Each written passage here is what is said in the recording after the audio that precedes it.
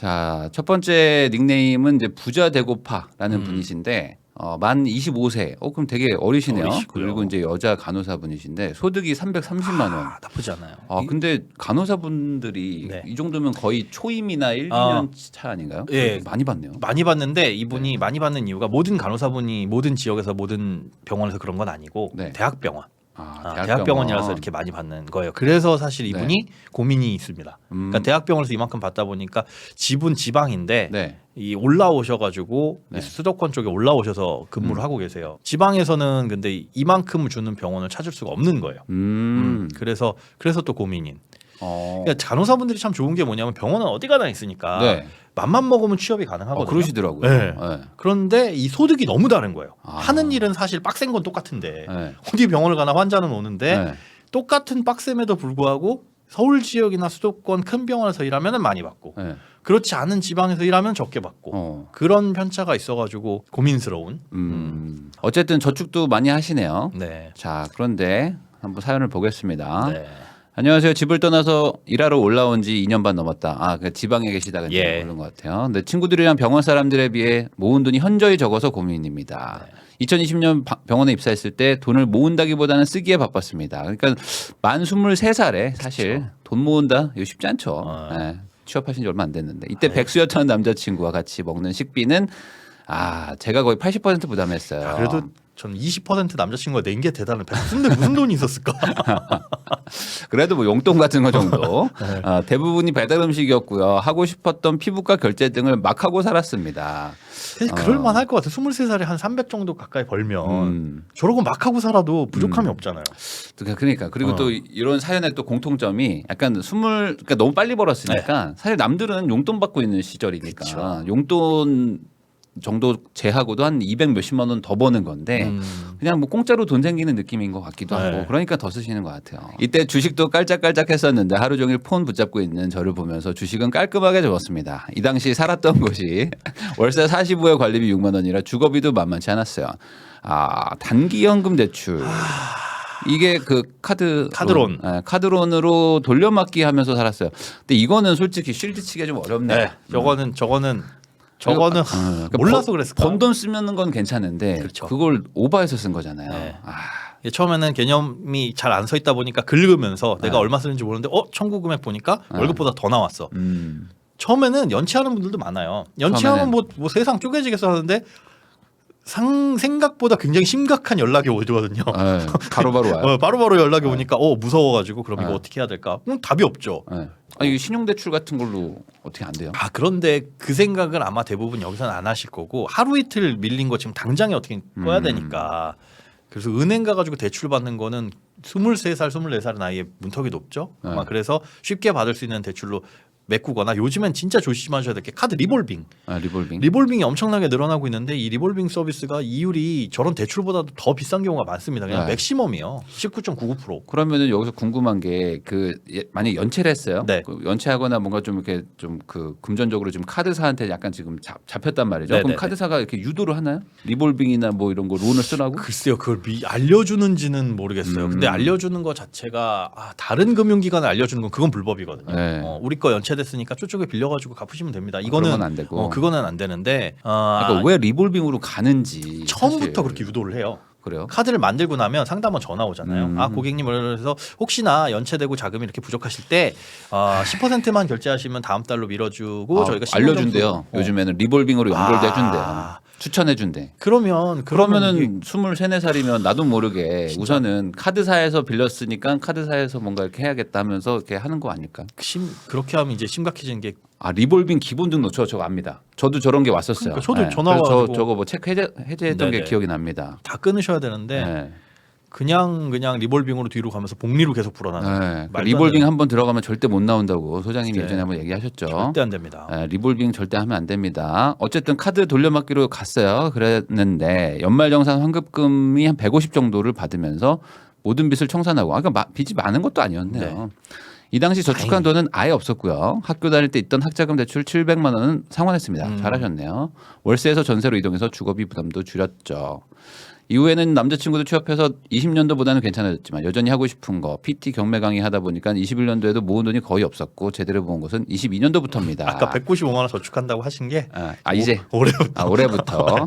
지금은 직장 병행하면서 소방공무원 준비. 잠깐만요. 이 소방공무원 준비랑 간호사가 이게 이어지는 거예요. 그리고 저도 깜짝 놀랐는데 새로운 저게 생겼더라고요. 응급 구조 쪽으로 따로 뽑으신대요. 앰뷸런스 쪽 타고 그런가 이러시는 봐요. 건가. 책값, 인강, 스카 그 스터디 카페, 헬스 등등 공무원 합격해서 본가에 내려가면 부동산 투자를 하고 싶습니다. 공무원으로 가면 오히려 급여가 좀 낮아지는 거 낮아요. 아닐까요? 네, 낮아지는 네. 단점은 있는데 네. 근데 이분이 아까 생각하신 게 본가 지역에는 병원이 마땅한 게 없어서 그러면 내가 소득을 어떻게 이 뒷받침하면서 본가 근처에서 일할 수 있을까를 네. 고민하시다가 이제 이걸 생각을 하신 공무원이 거죠. 되면서 굉장히 계획적이신 분이긴 해요. 괜찮을 수도 있겠네요. 또 오히려 지방에 내려가는 게 여러모로 또 나을 수도 있으시니까. 그렇죠. 지금 그런데 엔잡하는 와이프님이 정확한 지적을 해주셨는데 공무원이 되는 순간 부자랑은 거리가 멀어지는데 하나 할 수 있는 투잡이 있습니다. 뭐가 있죠? 부동산 투자. 네네. 오로지 유일하게 공무원에게 허용된 투잡은 부동산 임대소득만큼은 허용해줬어요. 임대사업자 내는 거는 가능. 그건 가능해요. 다른 사업자는 일체 일절 모든 건 안 되는데 네. 부동산 임대사업자만큼은 유일하게 열려있는. 그러니까 이분은 공무원 하신다면 그런데 돈을 더 벌고 싶다면 부동산 투자밖에는 없어요. 사실 그렇죠. 뭐 아니면 뭐 금융 주식 투자 뭐 이런 거는 해도 되긴 하잖아요. 근데 이분은 쉽지 않으니까. 나한테는 안 맞는다. 라고 하셨으니까. 그러니까 주식을 한번 해보는 거는 전 좋아요. 해보고 나서 안 맞으면 뭐 안 하면 되는 거니까. 그렇죠. 자, 주변 사람들에 비해 나의 연봉에 비해 모은 돈이 너무 적어서 고민입니다. 상대적으로 뒤처져 있다는 생각도 들어서 조급하네요. 네. 3천만 원은 못 모으는 이유는 이제 친구들과 만나면 내가 계산하는 쿨병. 야, 내가 쏠게. 근데 이게 친구들이 아직은 돈을 많이 못 버는 경우도 있을 거고 네. 벌어도 아마 내가 제일 많이 벌 수도 있을 것 같아요. 왜냐면은 지금 어쨌든 지방에서 서울 수도권 수도권 쪽으로 경기 오셔가지고 지역이에요. 예. 대학병원 다니시는 거니까 아무래도 그렇죠. 그 지역에 있는 평균 연봉 대비 높을 거란 말이죠. 네. 지금 말씀해 주신 거 그대로 아직 취업 못한 취준생도 네. 있고 네. 취업한 친구들도 있지만 내가 연봉이 더 높으니까. 그러니까 이 정도면은 사실 근데 이게 애매하지 않아요? 그러니까 저도 이건 충분히 이해하거든요. 이해는 됩니다. 야, 여기서 연봉 누가 제일 높냐? 맨날 옆에 애들이 막 맨날 물어봐. 너 얼마 벌어? 그러면은 나는 야 요즘 대학병원 잘 나간다던데 뭐 하면서 뭐 야, 너네 뭐 그거 보너스 있냐? 막 이러면 맨날 물어보잖아. 일부러 물어보잖아. 술자리에서. 그거 생각나네요. 연봉 얼마고 무슨 유튜브 짤에 있잖아요. 재난지원금 받았어요. 재난지원금. 그거가 소득 수준으로 이렇게 자른 적이 있었잖아요. 그러니까 저 재난지원금 받았다고. 그러면은 이제 오케이. 근데 이렇게 옆에서 또 얘기를 하면 그쵸.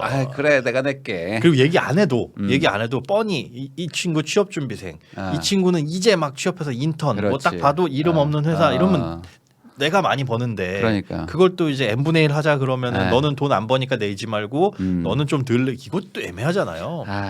저도 뭐 이거를 뭐 경험을 해봤기 때문에 뭐 이걸 모르는 바는 아니지만 네. 또 이게 또 이거죠. 더치페이 하면서 하면 되는 그 상황이. 그러느니 그냥 내가 살게라고 말하는 것 같습니다. 근데 여기서 횟수가 중요한 것 같아요. 횟수가 한두 번, 뭐 두세 번 정도는 네.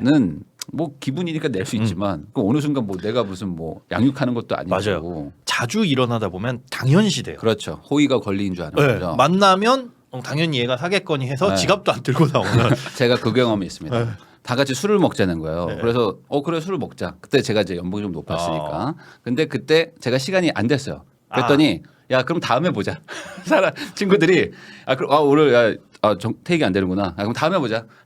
이게 무슨 의미인지 아시겠죠? 설마 근데 굉장히 중요한 인물이니까. 근데 그게 바로 그게 아닙니다. 지갑이 있어서.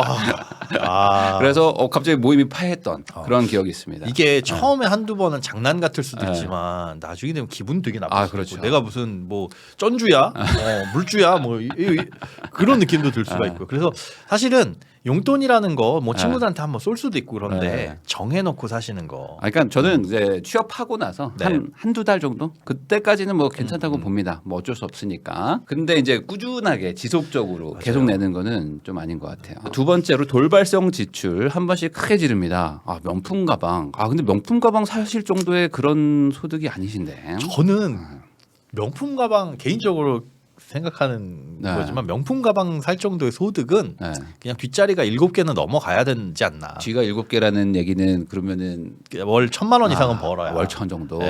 그래야 그거 없어도 명품 가방 살 돈을 빼놓고라도 생활하는 데 지장 없고 저축하는 데 지장 없는. 그렇죠. 네. 최소한 그 명품이라는 단어 자체가 잘못된 거예요. 사치품이죠. 네. 전 사치품이라고 봅니다. 사치품이니까 사치를 부려도 되는 정도의 수준의 소득. 그러니까 그 1,000만 원 이상 뭐 이렇게 7자리 이상 버시는 분들은 그게 네. 사치가 아니에요, 사실은. 뭐 그냥 우리가 지나가다가 배고픈데 오뎅 하나 사 먹을까 하는 정도. 네. 그런 느낌. 그게 사치인가? 그 정도. 왜 빌 게이츠나 이렇게 해가지고 뭐 네. 여행 가가지고 1억 쓰는 게 네. 그분들한테 전혀 사치가 아니잖아요. 그거 아시죠? 그 빌 게이츠가 람보르기니 사는 법 해가지고 네. 모았다 막 이런 거 있잖아요. 3초 기다리면 람보르기니 산다고. 이런 거는 사치가 아니죠. 네. 이분들한테. 3초만 기다리면 람보르기니 하나 살 수 있으니까. 그래서 이분도 명품 가방이라든지라고 얘기했는데 전화해서 여쭤보니까 네. 하나 샀어요. 하나. 하긴 뭐 이렇게 오래되신 거 아니니까. 하나 사고. 네. 또 1대1 PT. 그러니까 저도 요거에 대해서는 참 애매하다고 생각하는데 이게 간호 업무에 도움이 되는 건가? 그러니까 연봉 인상에 1대1 PT가 도움이 되는지는 한번 고민을 해보시는 게 좋을 것 같아요. 굳이 PT를 그렇죠. 해가지고 그렇죠. 어떤 그 이득을 볼 수 있는가? 이게 소방공무원 준비하면서 체력 실기 시험을 준비하는 PT다라고 한다면 이해가 될 텐데 체력 준비라는 아닙니다. PT는 아니잖아. 아니에요. 그럴 거면은 아니에요. 그건 아닌 것 같은데. 그래서 네. 본인도 알고 계시다는 게 전 중요하다고 생각해요. 네. 한번 꽂히면 사거나 해와야 되는 성격 아니에요, 그거. 네. 자제의 문제지. 네. 이제 자제력은 있으실 것 같아요. 음. 망설임 없이 했었지. 네. 지금은 저축하는 거 어찌 됐든 195만 원씩 올해부터 시작한 게 지금 무너지지 않은 거 보면 많이 고쳤다. 우리 담배도 끊는데 뭐 저런 거 정도야. 뭐. 그리고 저도 PT도 받거든요. 받으면서 배달 음식도 같이 먹는 사람 입장으로서 사실 이거는 그냥 돈지랄이죠. 진짜로 진짜 말이 안 되는 맞아요. 거야 사실상. 그러니까 유지하기 위해서 하는 거라면 뭐 모르겠는데 배달 음식 먹으면서 PT 할 거면 PT를 안 하고 배달 음식도 안 먹으면 돼요. 그럼 그쵸. 돈도 남고 살도 안 쪄. 기름 넣으면서 공회전 하는 거 아니에요? 근데 저도 그렇게 합니다. 저도 그렇게 하니까 뭐라고 할 말은 없지만 저도 느낍니다. 이거는 아닌데 하면서 계속 돈을 갖다 넣고 있죠. 그래서 지금 배달 앱을 이용한 외식업 소비는 여성의 선호가 남성에 비해서 훨씬 높다고 하네요. 그렇다고 하는 통계가 있습니다. 왜 그럴까? 근데 아무래도 남자들은 좀 귀찮은 것도 있고 그런 대충 것도 먹어. 있고 네. 남자들은 배달해서 시켜 먹는 것보다 시간이 되고 여유가 되면 네. 밖에 나가서 1차, 2차, 3차, 4차를 좋아하는 것 같아요. 맞아요. 그리고 저거 치우는 것도 저는 좀 귀찮더라고요, 솔직히. 그치. 치우는 것도 귀찮아서 그냥 어딘가 나가서 올 때 먹자. 그냥 대충 먹고 네. 그런 거가 더 편한 것 같아요. 편의점 들려서 먹고. 네. 그 정도면 편한데 여성분들은 좀 약간 음식 가지고 스트레스 푸는 분들도 좀 있는 것 같기도 하고 상대적으로 좀 높다고 합니다. 네. 거기다 20, 30대 선호도가 훨씬 더 40, 50대입니다. 높다. 아무래도 4050은 배달 음식 세대는 아닌 것 네, 같고요. 맞아요. 근데 포기할 수 없는 소비가 있습니다. 갑자기 하고 싶은 게 생기면 지르는 스타일. 꾸준하지 못해서 지출을 계속해야 됩니다. 굳이 뽑자면 식비입니다. 네. 어떻게 생각하세요? 식비라는 건 사실 갑자기 땡기는 거잖아요. 근데 이거를 막을 수 있는 방법이 아침, 점심, 저녁은 먹어야죠. 음. 그런데 지금 이분도 생각하시는 거 갑자기 하고 싶은 게 생기면 지르는 스타일이다라고 하셨는데 본인을 아는 거예요. 알면 끊을 수 있습니다. 내가 뭐가 그래요? 문제지? 네. 나 모르겠는데 돈이 어디서 새 나가지? 들여다 봐도 모르겠어. 쓴 거 이건 당연해야지라고 하면 그분은 아무리 옆에서 잔소리해도 안 바뀌어요. 근데 이미 사연을 주신 것 자체도 이제 바뀌고자 하는 의지가 있는 거고 네. 이렇게 아까부터 늘 얘기하지만 나는 이런 스타일이고 이런 게 문제입니다 아시는 분들은 문제 인식이 되면 맘만 먹으면 해결은 돼요. 할 수 있다. 네, 맘만 먹으면 되는데 그 계기가 없다 뿐이지. 부동산 투자를 하고 싶다는 게 싶다. 이제 목표입니다. 나중에 뭐 소방공무원 되시면 부동산 투자 밖에는 할 수 있는 게 없습니다. 네, 그래서 자산을 봤더니 자산이 많죠. 1억이 많아요. 넘어가요. 이거 뭐야? 뭐야 지금 이거 기만이었나? 사연을 보내주실 때 야 뭐야 이거 전화 통화해 보니까 뭐야 이거 많아. 근데 이제 대출이 껴 있어서 이것저것 대출이 빼면 있어서 그래도 그러니까 조정을 하실 건 좀 있습니다. 네, 1억 정도의 자산이 있는데 적금 1,200만 원, 그다음에 청약 340만 원, 은행 출자금. 요거는 병원, 이제 그런 거죠. 네, 연금 은행에서 저축 하는 펀드, 출자금. 교직원 공제, 공제. 전세자금 7,300. 근데 그 중에서 이제 6,000이 이제 부채니까. 그리고 언니한테도 500도 빚지고. 언니한테 500. 그러니까 처음에 저기 들어갈 때 다 빚이었습니다. 처음에는 처음에는 그냥 다 빚내 가지고 들어갔다가 이제 조금 갚은 거고 전세자금 그냥 빵이었고 그런 상태에서 이제 모으기 시작한 거 이것저것 빼고 나면 3,520만 원. 네. 그 중에 은행 출자금이나 교직원 공제회나 뭐 이런 거 연금저축 펀드는 처음부터 한 2년 전부터 찔끔찔끔 해오셨던 거고 네. 이제 막 모으기 시작한 게 적금 정도 1,200 모으셨다고 보면 될 것 같아요. 그러면은 이분은 지금 지출 보면은 120. 그러니까 지금은 많이 줄이신 거잖아요. 많이 줄였어요. 여기서 뭐 크게 문제 있는 부분이 있을까요? 문제 있는 건 없습니다. 그리고 지출도 보면 공과금 이건 당연히 내야 되고요. 뭐 네. 통신비라든가 병원비 네. 뭐 이자 내는 거 어쩔 수 없고 데이트 비용도 10만 원 정도면 한 달에 10만 원인데 남자친구가 저쪽 경상도 지역에 살고 원래 이분 본가가 이쪽이거든요. 네. 그리고 지금 뭐 수도권에서 만나서 쓰는 돈 치고는 그렇게 많지도 않고 그래서 근데 저 가방 할부금이 좀 걸리네요. 저게 걸려요. 네, 할부를 하신 거네. 할부를 하셨어요. 할부를 하는 게 안 좋죠. 절대 진짜 저는 할부를 뜯어 말려야 되는 무이자 거거든요. 할부. 무이자 할부 무이자도. 하세요라고 물어보잖아요. 무이자도 무이자도 경제적으로 손해인가요? 손해예요. 자 예를 들어 100만 원짜리를 무이자 할부 3개월로 한다. 네. 혹은 100만 원이 내가 있어요. 네. 일시불로 한다. 이 두 가지를 비교를 해보면 네. 100만 원을 이렇게 토스 통장에 넣어놓으면 연 2% 이자 주는데요라고 하지만 네.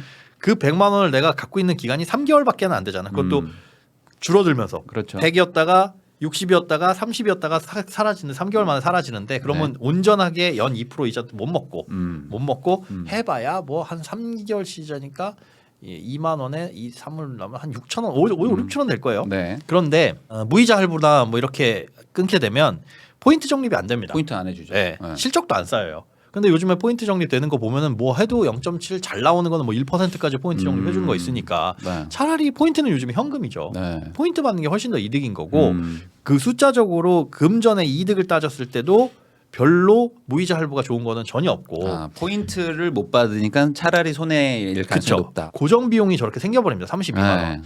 1년을 32만 원을 이렇게 고정을 내다 보면 저만큼 저축을 못 하는 거죠. 그렇죠. 문제는 할부에는 항상 관성이 생겨요. 네.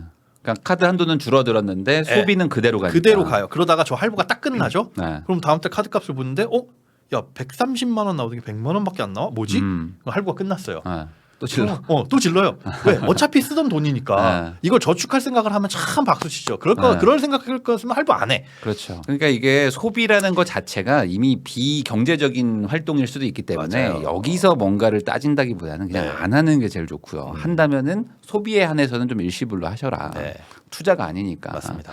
요 가방 할부금이 지금 문제인데 저걸 어쨌든 뭐 없애면 네. 저만큼씩 저축을 묶어가지고 추가적인 저축 가능 금액이 거의 50만 원 더 늘어나죠. 그러니까 이분의 소득에 비해 가지고 쓰는 것도 없는데 저축이 왜 적을까라고 생각해 보면 네. 저런 거 들어가는 거. 그러면 이런 교직원 공제 이런 거요. 이게 지금 만약에 간호사를 그만두시면 어떻게 되는 거예요? 나옵니다. 나오는데 저런 공제회의 단점은 뭐냐면 원래는 이자가 되게 높아요. 네, 좋은 거 아니에요 이런 거? 좋아요. 근데 그 이자를 다 받으려면 20년 이상 유지를 해야 되고 그리고 그 받는 만약에 중간에 받게 되면 해약하는 사유가 퇴직이어야 됩니다. 퇴직. 그러면 높은 이자를 받기는 하는데 퇴직이면 이제 이분은 받을 수는 있겠죠. 받을 수는 있군요. 그런데 저렇게 돈을 묶어놔서 간다? 만약에 퇴직을 안 하시면 소방공무원 안 되면 그러면 저 돈이 계속 묶이니까. 계속 묶여요. 그래서 30만 원 하던 것도 줄이신 거래요. 잘하셨다고 말씀드렸는데 네. 혹시나 공무원분들이나 저런 공제회 가입하실 수 있는 분들이면 5만 원씩만 그러면서 1년에 뭐 그거 호봉 오르잖아요. 한 또 2, 3만 원 정도 오르나? 그러면 그때 그만큼씩만 없는 돈이라고 오르는 치고. 거 정도. 네. 그러니까 퇴직을 할 생각으로 뭐 하시는 거면 모르겠지만 그러면 보통은 퇴직은 안 하시고 네. 다니긴 다니는데 돈이 부족하니까 또 깨버리면 맞아요. 이자도 못 받고 막 이러는 거니까. 아예 퇴직이 딱 확정되어 있는 직업이라면 상관없어요. 그러니까 뭐 군인인데 군인인데. 5년짜리다, 뭐 네. 6년짜리다, 7년짜리다 이러면 나 어차피 그 후에 나올 거니까 그런 분들은 적금보다 훨씬 낫죠. 네. 그런데 이분도 소방공무원이 반드시 필히 꼭 된다는 보장은 없잖아요. 그렇죠. 그래서 저기에는 몰빵하시면 절대 안 되고. 네. 그러니까 깰 수도 있을 것 같은 거 있죠. 그러니까 뭐 미래를 대비하는 거 이런 것들은 금액을 너무 높게 하시면은 네. 중간에 깨지면서 손해를 많이 볼 수 있다. 맞아요. 연금저축 10만 원 정도면 이분 이거는- 소득에서 조금 애매하긴 해요. 네. 아마 저걸 안 넣으면 토해내는 돈이 꽤 많을 텐데 음. 좀 많지 않나? 묶는 조금 거 많지 치고는. 않나? 네. 지금 식비가 4, 50인데 데이트 비용은 10만 원이에요. 그러니까 절약은 또 하실 수도 있는데 여기 지금 먹는 거에서 지금 컨트롤이 잘 안 되시는 걸 수도 있어요. 배달 음식. 네. 그러면 지금 가방 할부 끝나면 더 이상 할부는 안 했으면 안 해야 좋겠다. 되는데 비상금이 하나도 없어요. 지금 통장에 얼마 있을까 없는데요. 통장엔 없다.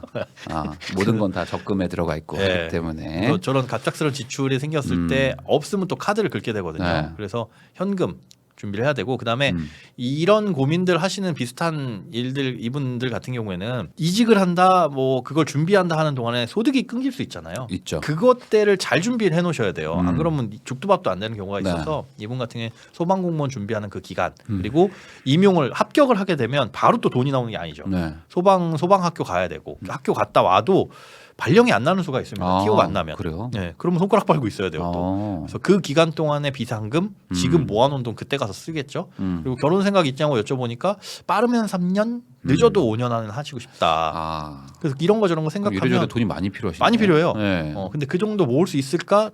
지금 상태로 가면 뭐 현금으로 그려보니까 괜찮긴 하더라고요. 저는 개인적으로 소방 공무원, 그러니까 공무원 준비와 PT는 맞지 않는다고 봅니다. 뭐 우선은 이거 말이 안 되잖아요. 이거는 공무원 준비를 하기 위해서 PT를 받는 건 아니잖아요. 아닌 것 이거는. 같아요. 네. 그러니까 PT는 좀 나중에 아주 나중으로 가시고 그냥 러닝화를 하나 사서 운동장을 좀 많이 뛰었으면 하루에 한 5km 이상 뛰는 정도의 어떤 그 의지가 있으시면 그때 가서 한번 해보시는 게 좋지 않을까. 그리고 그 체력 시험도 우리가 최대 입시 시험처럼 과목이 있어가지고 학원 다녀야 돼요. 그러니까 어차피 지금은 체력 정도만 하시고 뭐 헬스장이나 아니면은 뭐 밖에서 나가서 뛰시거나 그렇죠. 그러니까 몸을 만들 필요는 없죠. 말 그대로 체력을 만드는 거니까 그 통과를 하기 위해서 운동을 하시는 건 좋은데 그렇죠. PT는 좀 안 하시는 게 좋지 않을까 생각을 합니다. 그래서 이분이 지금 보니까 하는 거에서 약간씩만 좀 조정하면은 네. 그래도 23년이면 3천 네. 정도가 요대로 가면 내년 3월 정도에는 현금 3천이 마련이 되고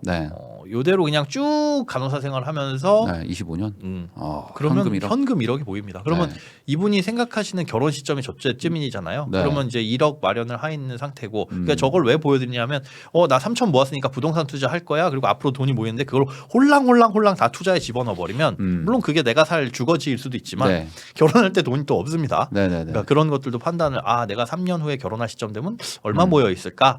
대략적으로 봤을 때 저 정도 자금은 보이니까 문제는 없다. 그런데 나이가 워낙 어리시니까. 그렇죠. 문제는 이대로 안 가고 소방 공무원을 하게 됐을 경우. 그때는 좀 약간 변수가 생기죠. 소방 공무원을 하게 되면은 그려봤는데 일단 소득이 저게 딱 꺾이는 부분이 보이죠. 저 때는 소방 공무원이 많이 좀 이렇게 급여가 저때 조 구간은 소득이 없다고 가정했어요. 쉬니까. 쉬니까 없고 그다음에 소득은 지금의 80%라고 가정을 했습니다. 크게 문제는 없다. 다만 저 보릿고개를 준비하셔야 된다는 거. 내년 한 5월부터 가을이 올 때까지 돈이 많이 들어가는 구간에 어쨌든 소득이 좀 감소할 수가 있으니까. 그렇죠. 그러니까 어느 정도 미래를 좀 그려보시는 게 필요하거든요. 이게 살다 보면 또 바쁘니까 뭐 길어야 일주일 뒤, 뭐 이번 주말 정도만 생각하고 막 그 쳇바퀴 돌듯이 사는데 사실 이렇게 좀 한번 그래프도 좀 보여드리고 하면은 내가 이제 이렇게 갈 수도 있겠구나. 그러면 아마 공무원 안 하겠다고 할 수도 있을 것 같기도 하고. 소득을 보시면 저는 개인적으로는 좀 빡세게 살고 돈 많이 모으자가 저의 좀 취지에 맞기 때문에 거기다 또 공무원으로 가시는 길 자체가 또 약간 부동산 투자 또 요즘에 좀 쉽지 않거든요. 사실 어느 정도 금액대가 좀 있어야 돼서 그래서 그냥 가능하시면 저는 좀 간호사 쪽으로 가시다가 만약 너무 힘드시면은 그냥 요즘 그냥 일반 동네 의원이나 이런 데 쪽으로 좀 가시면 그래도 좀 낫다고. 저는 개인적으로 되게 간호사 직군이 좋다고 느꼈거든요. 저도 좋다고 봐요. 그리고 맞벌이 할 때도 굉장히 유리하고 일을 좀 쉬실 수도 있고 다시 할 수도 있고. 되게 신기한 게 육아휴직하고 나서 거의 퇴직하고 공백 기간이 있는데 맘만 먹으면 한두 달 안에 일자리를 구하시더라고요. 와, 되게 좋은 직업인데라고 생각이 들더라고요. 그리고 물론 뭐 전국적으로 어디든지 다 갈 수도 있고 그래서 공무원도 좋기는 한데 저는 뭐 이미 한번 수도권에 오셨으니까 현실적으로 또 결혼도 하셔야 되고 하니까 이런 것도 고려했을 때 괜찮지 않을까. 그것 때문에 그런 것 같아요. 그러니까 남자친구분도 그 본가 지역에 살고 계시고 그래서 결혼을 전제로 해서 만나고 계신데 너무 이제 못 만나다 보니까 내가 옮겨야지 뭐 남친과 직업을 옮길 수는 없으니까 그걸 고민하면서 이제 소방공무원을 준비를 하신다는 건데 근데 이게 제가 이제 항상 이렇게 결혼 직전에 미혼이신 분들한테는 남자친구나 여자친구의 그런 어떤 그 위치나 이런 거를 그렇게 너무 고려하지 마라 라고 얘기를 하긴 하거든요. 결혼을 하면은 그때부터 내 판단의 고려 대상인 거지 결혼 전에는 너무 큰 결심은 저도 그거에 맞춰가지고 가는 거는 저는 좀 리스크가 있다고 보입니다. 변수들은 많으니까 너무 지금 이게 평생 간다라고 생각하고 내 인생에 엄청 큰 결정들을 하지는 좀 않으셨으면 우선은 있는 거를 잘 살려보는 것도 괜찮습니다. 왜냐하면 내가 20몇 년을 살아오면서 그나마 이걸 제일 잘하니까 이걸 하고 있는 거일 가능성도 있거든요. 여기서 갑자기 바꾼다는 게 좋지 않을 수도 있으니까 한번 진지하게 고민을 해보시면 좋을 것 같아요.